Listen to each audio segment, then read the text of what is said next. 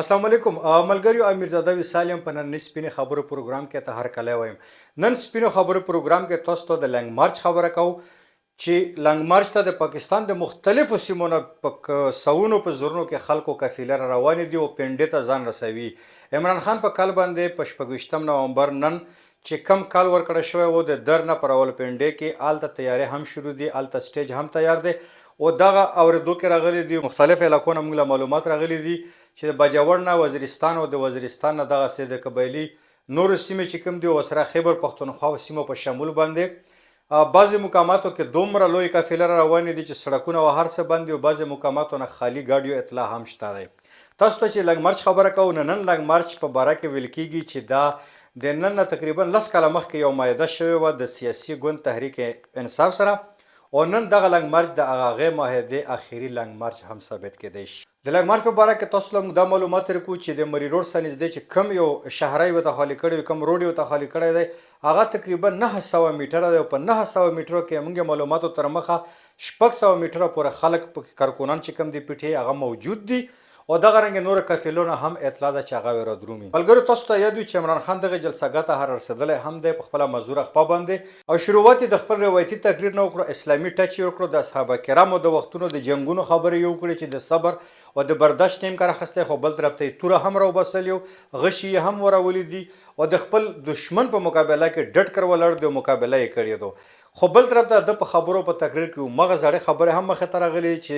نواز شریف چور ہے، زرداری چور ہے، شهباز شریف چور ہے، وہ چور ہے، یہ چور ہے. دې نه علاوه چې کوم دي داسې بله کومه نوې خبره موږ په دغه خطاب کې ده ونه اورېده چې هغه د ملک د ځوانانو د معیشت یا د هغه د بچ کېدو دپاره وي او دا خبره پکې بار بار کېده چې موږ پر ګول یې چلیږي، په ما باندې ډزې کړي، زما سره 12 کسه لګېدلي دي، هغه زخمي شوي، د سکیورټي ګارډ زخمي شوی دی. لنګ مارچ مطلب دا و چې دغه خپل فریاد دنیا ته واوروي یا یې خپل کارکونانو ته واوروي. نو دا د فیسبوک د لارې د سوشل میډیا د لارې او یا په انلاین چې کوم خطاب دی کوي د هغه نه هم کولی شو بیا دومره په سوونو زرونو باندې خلک او ګاډیو لا تکلیف ورکول او ځای په ځای باندې سړکونه او روډونو باندې رشونه جوړولو ته هیڅ ضرورت نه و. بل طرف ته خبره چې وکړو د هر ضلع نه چې کوم ایم ان ای ام پی ایس جوړ شوي وو د کوم ډسټرکټ نه جوړ شوي وو هغوی په خپل وس مطابق دنیا کارکونانو جمع کولو کوشش کړی دی. خو د ضلع خیبر حالاتو نه چې تاسو خبر کو په ضلع خیبر کې باوجود د پخواني وفاقي وزیر نورالحق قادري ایم ان ای اقبال او د دوی چې کوم اقلیتي ایم پی ای دی ویلسن وزیر او د ایم پی ایس شفیق افریدي په شامل دومره خلک دې جمع نه کړی شول چې هغوی یو داسې ویډیو جوړه شي په خیبر کې یا په لنډي کوتل کې یا په باړه کې چې هغه دوی دنیا ته ښکاره کړي او خپل یو سټنټ یو پاور دنیا ته وښایي. نو د دې په ځای باندې زه بار بار دا خبره کوم چې د تحریک انصاف چې څومره سوشل میډیا ټیم دی هغه ډېر قابل کسان دي، تکړه کسان دي، بلکې باقاعده ټریننګ یې په دا باندې کېږي. یا خو د خپلو مشرانو د نږدې نه څه تصویرونه اخیستي دي چې په فرنټ کې لا 7 کسه ښکاري شاته پسې پته نه لګېږي او یا دې کسانو دلته خپلې کیمرې یا موبایلونه سټاپ کړي په موټروی باندې یې ښې ویډیوګانې او ښه تصویرونه جوړ کړي